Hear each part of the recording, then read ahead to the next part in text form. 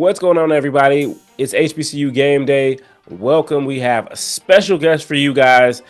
We have a Hall of Famer, a multiple Hall of Famer, who has left his impact on the gridiron, and now he's leaving it all over Tuskegee University as they conclude the 24-2025 season and get ready for the 2025-26 season of academic and athletics. So I have none other with me than Gregory. All right. So I have none other with me than Reginald Ruffin, the director of athletics at Tuskegee University, and a guy who's put his boot in a lot of folks behind on the football field, and now he's doing the same thing in the AD field. AD Ruffin, how are you doing?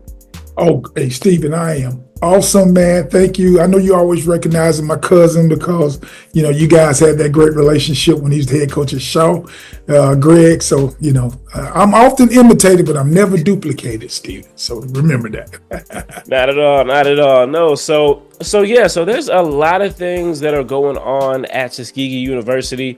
You know, you guys have some new implementations you guys have been putting in over the last couple of years. Really, we'll definitely talk about that. Maybe dip into a little bit of the talk a little bit of the football. I know you guys do open up the season with the Red Tails Classic again, so definitely want to let folks know about that. And then we might sneak in a couple other questions, you know, about the current state of the SIAC, since even though you're a little bit removed from the day to day, I know you know it well. So this will be fun.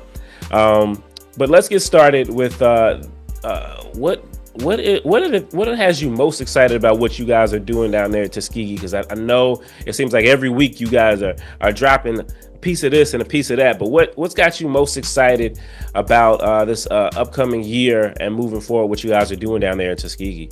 Well, Stephen, the greatest thing that I can say for me is, number one, being blessed with a great leader in Dr. Brown, the new president, 10th president, Mark Brown, for his belief in our student athletes, Stephen. You know, all of this is possible because of the leadership that we have with our visionary leader, board of trustees, man, and our administration, our cabinet, you know, our school administration, on just having the opportunity for funding and supporting athletics. You know, a lot of institutions, or a lot of times, you know, ADs may not preach that or harp on that. But for me, I am totally blessed and just so excited because we have a president that's at every game. We have a president that's showing up. We have the presidents that have us at the table, have athletics at the table, which we are the front porch to any university. And so to have that opportunity, man, I'm grateful. And following the strategic plan of the university, Stephen, that's more important than anything, that we kind of align with the direction and with the way the institution is being ran and what we're doing from a strategic standpoint. And so everything we do, we follow the board of trustees and the administration alignment with the strategic plan for the university. And so now we get into what you say we're excited about, Stephen. We're just so excited and blessed just to see the smiles on the faces of our student athletes, to see the smiles on the faces of our coaches, our athletic staff. And, you know, we just want to give them the resources. And I believe in this as the athletic director. Give them the resources that they need in order to be successful. And it's been a great year. And now you talk about lights. In the history of Tuskegee, Stephen, we got lights. We have lights. We have lights to practice with. We have lights for our first upcoming night football game in the history of a home football game for Tuskegee University, September the 6th against Central State, our first night game. And that's going to be a big televised game. At the moment, it will be televised and a national broadcast. We call it a mini homecoming. And it's great for, like I said, our president, our administration. It's great for our alums and our fans just to be able to come back, not just for homecoming, but come back to a first night game in the history of a home night game in the history of Tuskegee University. We're excited about this, Steve. That's a big deal. I know that just a couple years back, Howard University finally installed lights there, and so they just got them there. And I know it's something that seems like a small thing, but just talk about what that opens up for you guys. Obviously, I mean that means potential later starting times, but just talk about what that means. Especially, I would have to imagine down there in Alabama with the heat that you guys get. That maybe even help you guys attendance wise. When folks know they won't have to necessarily sit out and bake in the sun the entire game. Well, first off, having lights give us an opportunity for rigorous class scheduling our classes for our students, because number one, they're student first and then they're athlete second. But we get an opportunity to navigate the class scheduling or classes. And so now having lights give us the opportunity to practice either in the morning times or practice in late afternoon, where we don't conflict with our course of study and our classes. And that was one of the biggest a fight that we had. Everybody thought we were trying to get lights to be able to play games, night games. That wasn't the problem or the reason or the purpose. The purpose was to be able to just align our students the opportunity to be able to set their schedule according to the availability of practice time, which practice either in the morning because we have lights to cut them on, and practice in the afternoon. Yep. And so we wanted to have that opportunity, Stephen. So that gave us or afforded us that opportunity to bring in lights. I know lights wasn't everybody's on everybody plate, and everybody wasn't happy. Everybody, didn't feel we need lights at Tuskegee, but that's what most time, communication and education is the most important thing. And so they didn't know we didn't have the lights that we needed to play, and then to prepare us too for our opponents. So sometimes when we play early on, we play night games, and if you don't have lights to practice or play, prepare for at night, then we kind of have to go to a high school field or to use Auburn University to try to have an alternative or a different way to prepare or to get ready. So and not only that, Stephen, we had movie nights for our regular students, to be able to come to the field, to use the Jumbotron at night for a movie night for our students. We had segments, or we had classroom presentation out there on the field for at night. And so the lights is being used not only athletically, but it's being used from an institutional standpoint as well. Yeah, no doubt. I mean, that makes a lot of sense. Like you say, I mean, that, just not having to logistically, I'm sure that's a load off of you guys as well.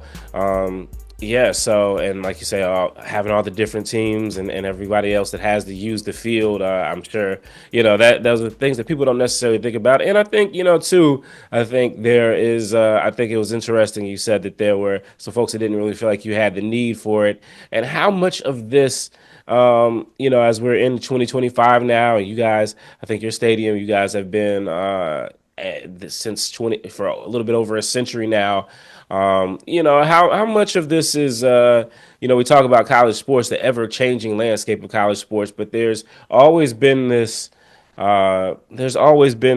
type of, around college football for sure, so much tradition, and sometimes that tradition maybe handicaps us a little bit more than we know. And I guess it sounds like, for the folks who necessarily didn't see the emphasis on the lights, how much of your do you view your job as not only upholding the legacy of this institution that you're at, but also pushing it forward? How much of that do you see as your role as the athletic director? Well, for me, as anybody that comes through the Lincoln Gates, or anybody that comes through past the tennis courts or past the library, and they come inside, I call it inside the stadium, because we have in tailgating or in stadium tailgating. And so when they come there, they all becomes a part of the university, and we all have to look out for our fans, our elderlies, our children, our student athletes, the band,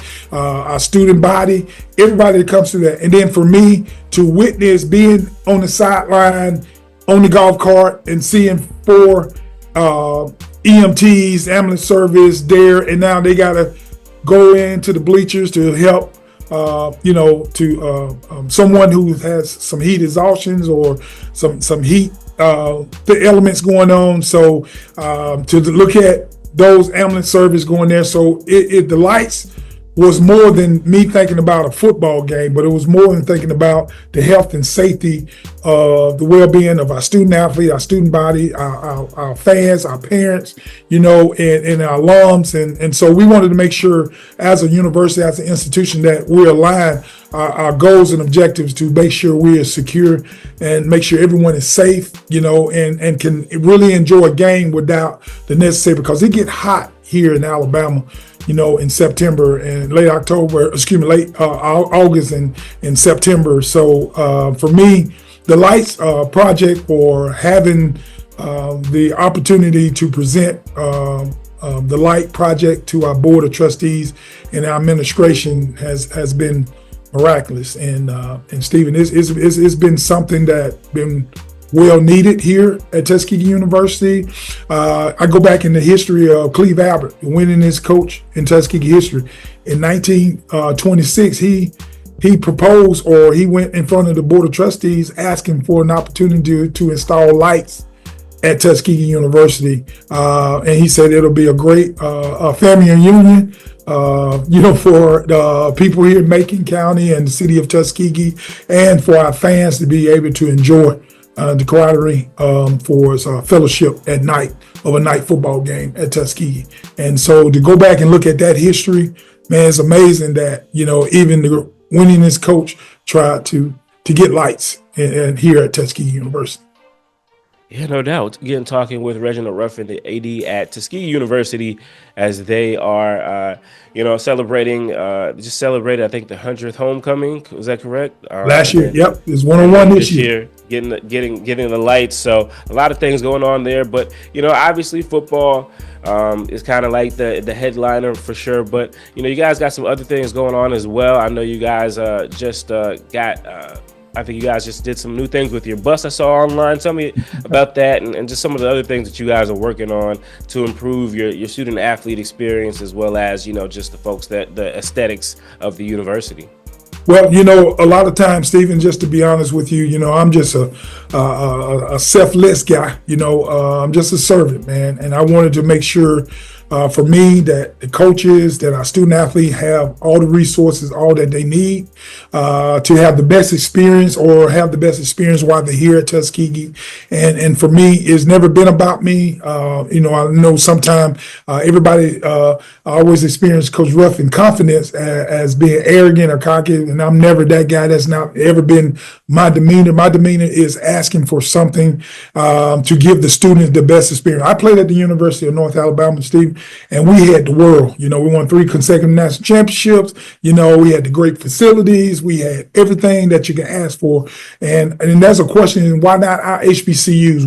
Why not? Why we can't have the same nice buses, same lights, and same athletic facilities, and why we can't have that? And so for me as an AD, and having the opportunity to be at the table to tell my colleagues or tell my superiors what we need in order to be a successful and the standard, and be the standard and set the standard of an athletic program, this is it. And so I have been blessed with great presidents. It all starts with great presidents, man. It's never been me. I had the blessing of having great president who gives you what you need in order to turn it and make it a successful program. And I've been blessed with great coaches. So now, Steve, we have come into an opportunity where we sit down with our administration, and sit down with our board of trustees, and we sit down and tell them what's our needs. What do we need? What is it going to take for us to be the dominant program, to be the HBCU of all HBCUs, or in terms of we are the winningest HBCU in terms of all HBCUs in terms of football.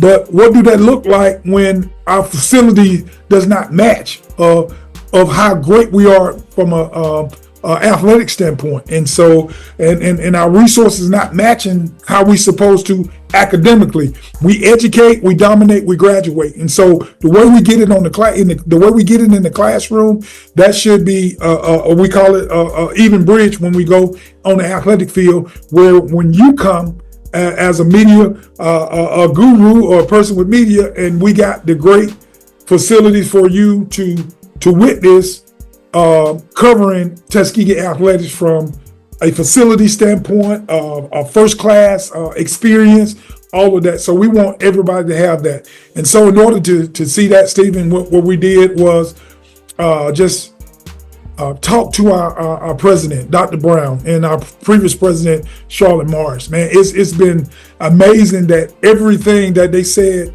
from a biblical standpoint, the power lies in the tongue. You know, you have not because you ask not. And Stephen, I have asked for an awful lot, and I do get pushback, but I also get, you know, what the Bible says, more yays than nays, and so that's all I can ask for. You know, what are we, or how do we look compared to 5 years ago, 10 years ago, and all that? So we have changed. We have changed the way we look around here, because, Steve, if you talk about the history of Tuskegee, you talk about what they have contributed to society and to the world. You know what I'm saying? That's the standard. And so in order to be the standard, you got to set the standard, and you got to be the standard. And so that's what my motto is. If you ever see it, it's always the standard. You know, Tuskegee University, the standard, because we are the standard. And you come here, I want you to come through these gates. When you come in Chappie James Arena, you're going to see it all. You're going to see the new hung video scoreboard that's hung with the videos and the graphics design. It's the way you see at these big time arenas. You're going to see the same thing at Tuskegee University. You're going to see the tennis court that's crimson and gold, you know, and everybody come here, and people love this the schematic or the scheme, a color scheme of our tennis court. And now you see other universities doing the same thing. Then you come down there to our beautiful Gaither Memorial Alumni Stadium, and you look at what's been transpired with new lights, the new shed, you know, the press box, you know, upgrade with the restrooms, concession stand,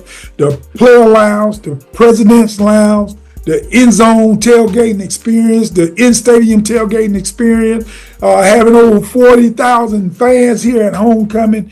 And so that's all a testament to our alumni givings.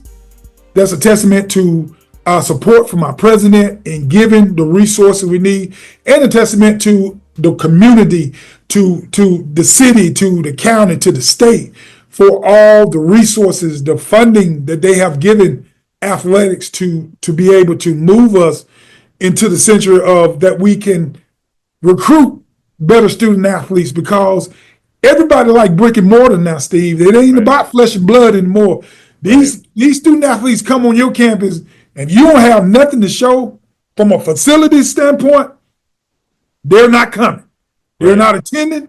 I don't care how major or how great Booker T. Washington was, how great George Washington Carver was. If that locker room don't look good, and if that basketball arena, that baseball, softball, track and field, if it don't look good, they're not coming. Just the honest truth, they're not coming. Yeah, that's I mean that's powerful stuff. It truly is, and it kind of just mirrors the world today, or where we are as we talk with AD Reginald Ruffin over at Tuskegee University. Well, look, I will as we talk about this and we talk about the ever-changing landscape of college football, I have to ask you, when you look at at your backyard, the SIAC, you look at the last two coaches to win the SIAC, the last three coaches now have gone over to the Division I FCS ranks. Where you talk about Gabe Gardenia, you're talking about obviously Sam Shade, who followed you over at Miles, and then of course we can't forget Chennis Berry over there from Benedict to South Carolina State. As we look at this, and you're a guy who had a lot of success in that league, did you ever envision where so many of the guys from the SIAC would be getting scooped up by these FCS schools at this point?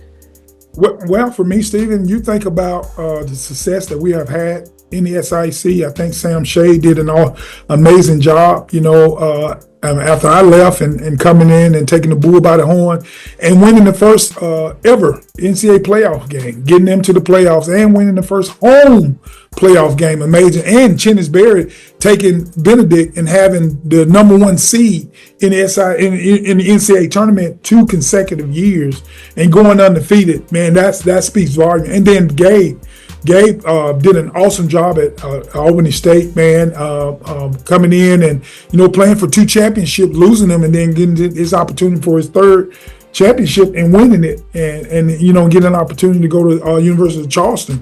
And so we got a lot of more good coaches, great coaches in the SIAC, but we got great student athletes too. Don't ever let that fool you. Great coaches are only good when they have great athletes. And so we have great student athletes in this conference. The problem that we are facing as coaches at this level is everybody is poaching. Everybody is picking the litter, picking the kitty litter, picking from the kitty litter, and they picking all the great players that we have.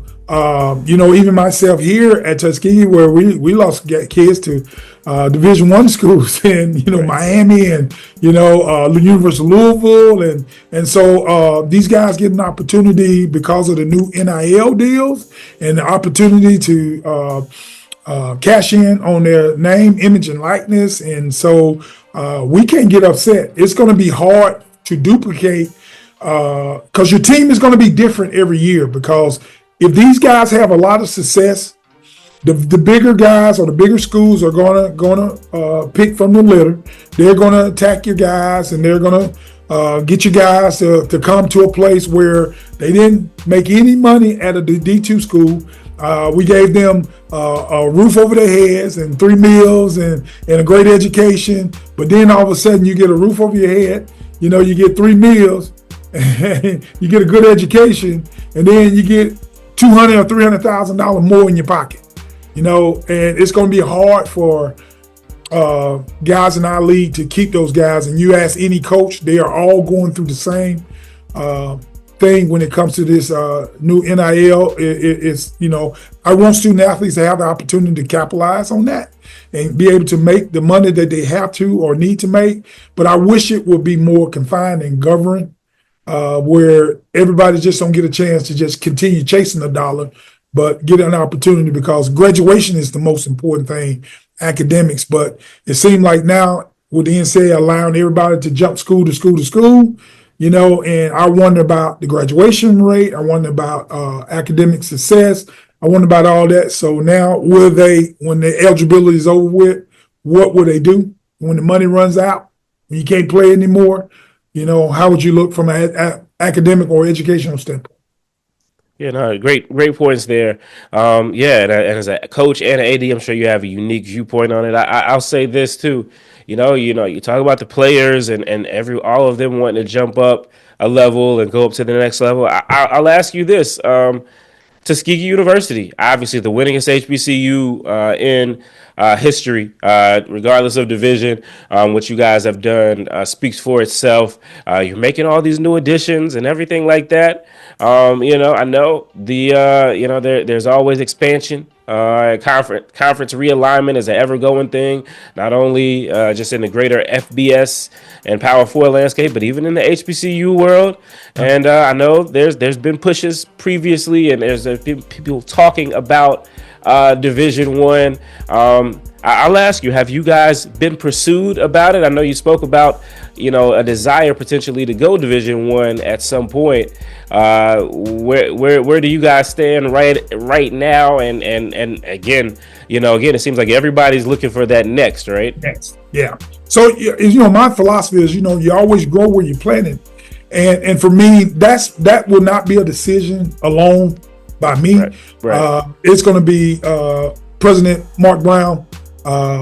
His vision, what he wants to see in the next, 3 year, his 3-year plan, his 5-year plan, what he sees in athletic. Number one, I tell you what he sees in athletic is you better be winning around here, because he likes to win. And he's not one of them presidents that we need to Right. be just escaping or just tilling around or having an opportunity to be stagnant. Dr. Brown, he makes it plain and clear.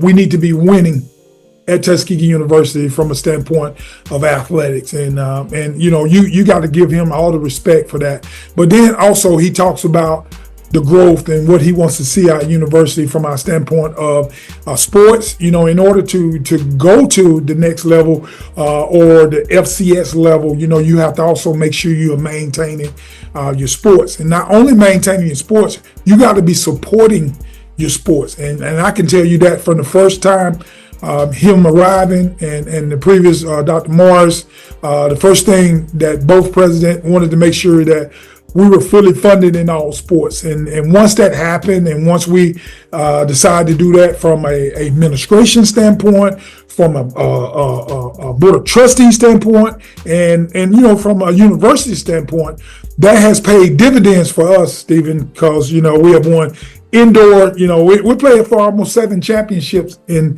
24-25 season. That's a lot of championships, to play for.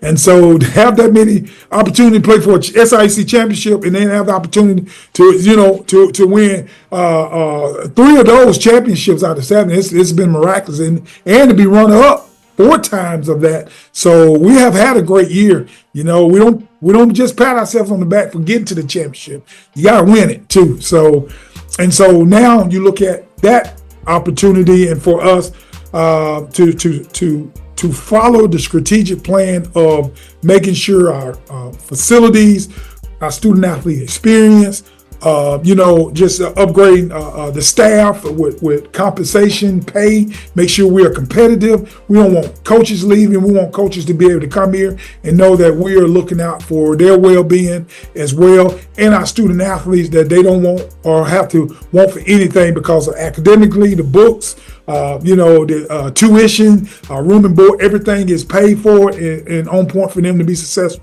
And then just having the president sit down with the board of trustees and the powers to be and say, hey, I believe it's time for us to make that next step or decision to move to the FCS level.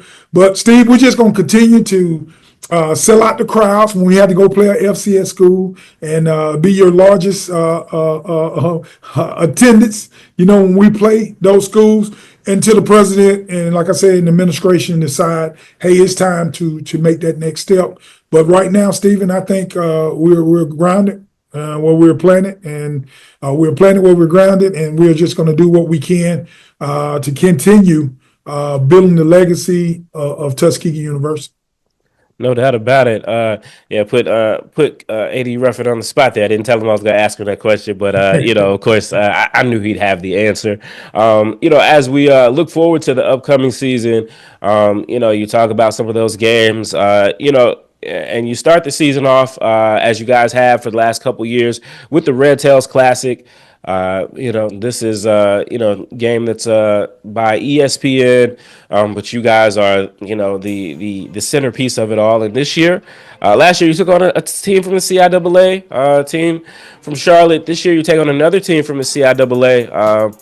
I'll have to say a lot, richer football legacy, but Winston-Salem State University, my alma mater, and I gotta say I'm really excited about this game personally, for sure, and I know the alumni over at WSSU are excited about that game. But talk about bringing bringing that game to the Red Tails Classic. I know the two teams have met quite a few times, back in the day in the Pioneer Bowl, and a couple other times beyond that. Two of the winningest programs in HBCU football at the D2 level. Just talk about that game and the anticipation for kicking the season off again in the Red Tails Classic. Once again, just having the opportunity, CIAA commissioner, and Commissioner Holloman, the SIAC, getting together and just giving us the opportunity for week 0 or having an opportunity to play this game, because, of course, Red Tail falls under week 0, and then we had to have a quality opponent that has scheduling flexibility, which Winston-Salem, A.D. Thomas, man, she's been the world. We're great friends, and she has been so amazing, so awesome. And then for me, for Winston-Salem, man, my mentor, Bill Hayes, the legacy of Bill Hayes for Winston-Salem State, and and talking with him before, ever booking this game, and having my support, and Coach James and my head coach saying that, hey, this is be something that, love to have the opportunity to play Winston-Salem. So it's be great, the legacy of the Red Tails, and then having Winston-Salem a part of this legacy, part of what we have done for the Tuskegee Airmen and the Tuskegee legacy, and having this classic game named after them with ESPN. We are grateful to them. And God rest Johnny Williams Soul, the founder of this. Johnny just passed this past year. So our hearts and condolences goes out to him and to his family. We're still working close-knit with his family because they're still a part of this classic that they brought to the city of Montgomery, and the mayor and the city officials there in Montgomery. But then our Tuskegee, and like I said, Tuskegee administration, Winston-Salem administration, Stevens is going to be big. It's going to be huge. Just having a great team in Winston-Salem. Make no bones about it. Like you said, the Pioneer Bowl, the history between Tuskegee and the Pioneer Bowl, and Winston-Salem and Pioneer Bowl, and then, and then the battles that we have had over the years. It's been a minute since we have played, but now we get a chance to renew this game, this rivalry or this football game between two great institutions of higher learning. And so we are excited. If I can keep A.D. Thomas from putting all the bragging rights about what they're going to do to us, before they even get here. And I want to just make sure you understand too, Stephen, you need to come here. If I'm going to treat you like your first class, you need to be neutral, or, you want to choose your side, just let me know what side you want to choose. And, then I put you in the corner. First side, put you in that corner space, and we can go from there. But no, Steve, it's great, man. Like I say, the history and the alums of Winston-Salem State, and then, for Tuskegee, it's going to be a great weekend.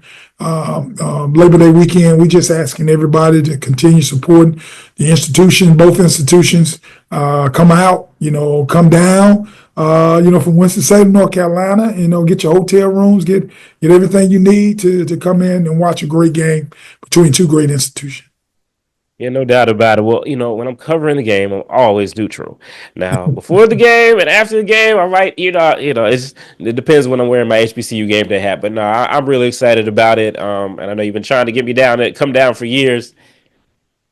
Yes, maybe this year, there's hotel deals for me this year. So, but I know the Ramily over at WSSU is very excited about the game. As soon as it was announced, folks were, trying to get book rooms and tickets together because, a lot of them did go down to Tuskegee in 2019. We never got a return game to Winston-Salem, but that was before you were there. Hey, No, but it's I know the people at WSXU are very excited about it, alumni and everything like that, and we are known to take over stadiums and gyms over in CIAA country. So I will say confidently we plan on making sure that there's a good amount of red. I mean, you can't really have a Red Tails Classic.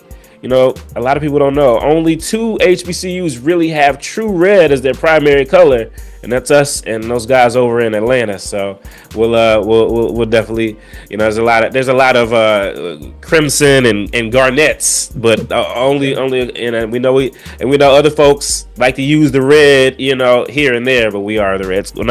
I'm really excited about the game, and we'll definitely look forward to talking to you more about it, as well as Coach James, and really make sure that everybody is excited about that, as well as the rest of the season that you guys got going on too. Is there anything you'd like to leave us with before we go ahead and wrap this thing on up? Yeah, I think the thing is, Steve, I appreciate all that you do. I do want the world to know all that you do, man, for HBCUs and for our legacy and our university and our schools, our student body. Man, we appreciate you, man, for what the hoops that you jump and go through, and try to promote and put us out on a national scale. So, Stephen, we're very grateful for you. And then to our alums here at Tuskegee University, man, we cannot do anything without my alumni, backing, our support. And it's been great. It's been a great ride for me. So far, I've only been here 3 years, and we have made a lot of strides in 3 years, and the support that we have had from our alums, and like I say, when I always ask, I'm thankful for the ones who gave, Steve, and the ones that did not give, and I'm grateful for the ones that did not have and couldn't give. So, Steve, we're grateful. We're going to continue to move the needle. We're going to continue to do the things that it takes to be one Tuskegee, one family, one love, one heartbeat. And so for me, we just want to make everything look different when our student athletes arrive back from the summer. I want them to always, when they leave here in May, I want them when they come back, before school starts, something looked different. It didn't look the same. And so that's what we always want to make sure that we got dirt shoveling going on, and that we got some hammer nails and some brick and mortar going on. And so for our students, to let them know that, this is a great place. And Stephen, and like I say, I'm grateful to you, brother. And thank you for putting us on the map, and thank you for doing the things that you do for our institutions.